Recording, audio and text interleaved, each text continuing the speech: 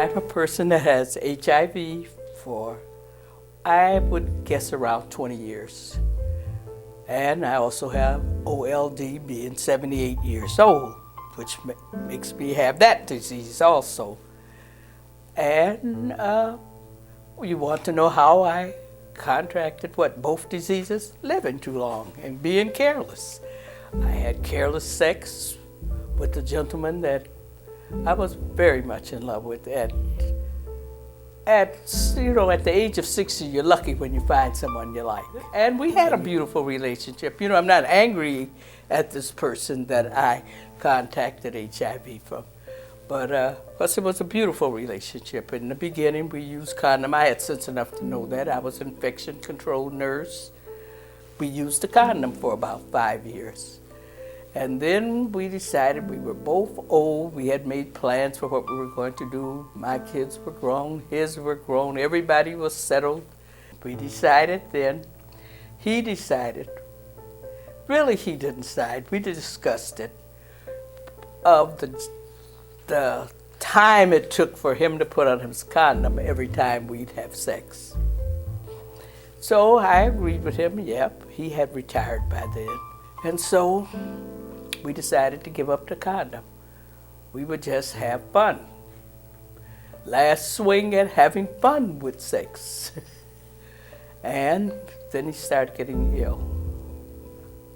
So I got him into Ford's Hospital. And he must have been there about 2 weeks before. Finally, he was so congested. Finally, a doctor approached him with maybe he should take the AIDS test. And he did, and there it was. My partner probably contracted the disease through drug abuse. I really don't think he cheated on me. I was too fine, how could he cheat on me? He probably contracted it through old IV drug use that, but by us using the condom at first, it never affected me. After we quit using it, then his came out and mine came out. We never even considered treatment until he got so sick till he took the treatment. They were treating him for it about 2 years before he finally died. Say I had the disease for about 10 years before. I didn't want anyone to know. Such a stigma behind having this disease until you just hide it from everybody. And you function, and by being a nurse, I tried to take good care of myself. I drank the orange juice like that was going to protect me. I ran from doctor to doctor. I must have had about 4 or 5 scopes where they went down my throat. Now, there's all this fungus here, but they kept scoping me so good, okay. Long as they didn't mention, I said, well, whatever, they'll either cure me of this disease with other treatments without me ever being tested for AIDS, because I was never tested for HIV. I'd catch the train and go all the way to Ann Arbor to the University of Michigan Hospital.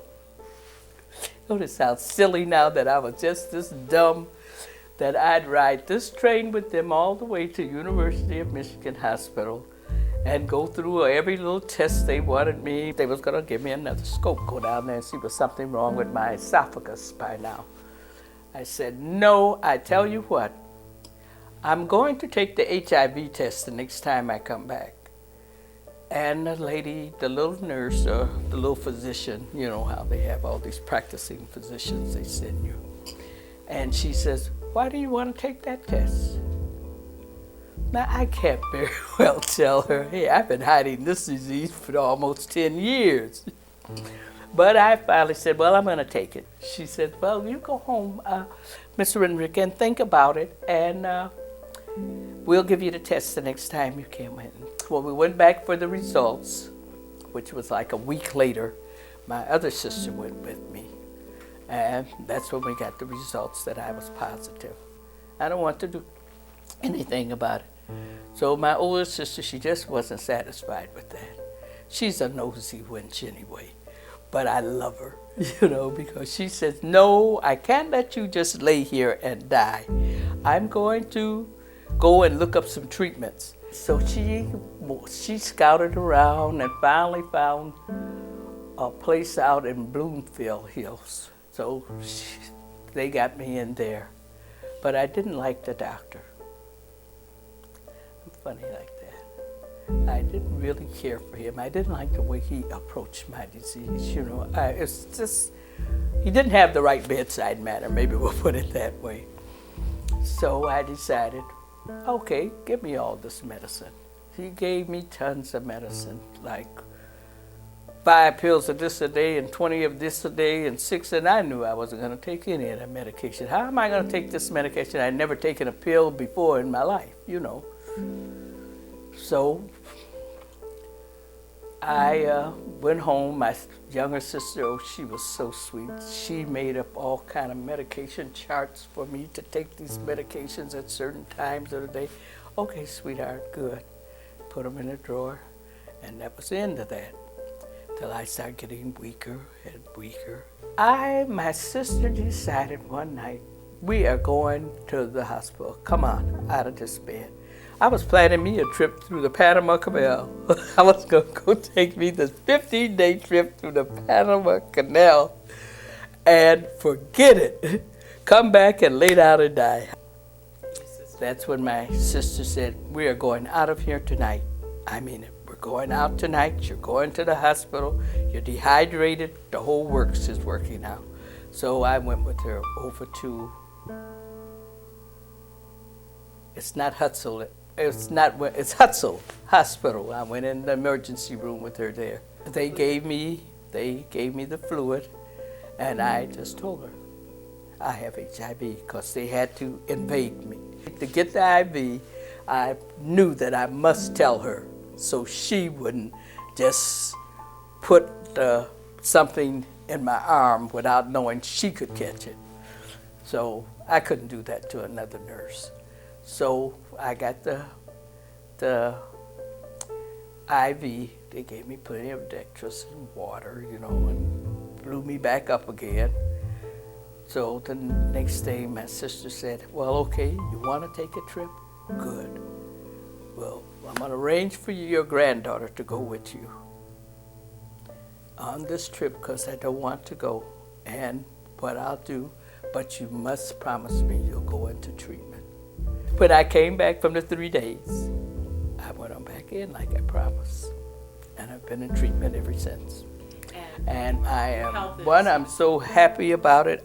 Hey, if somebody talk about dying, I'd kill them.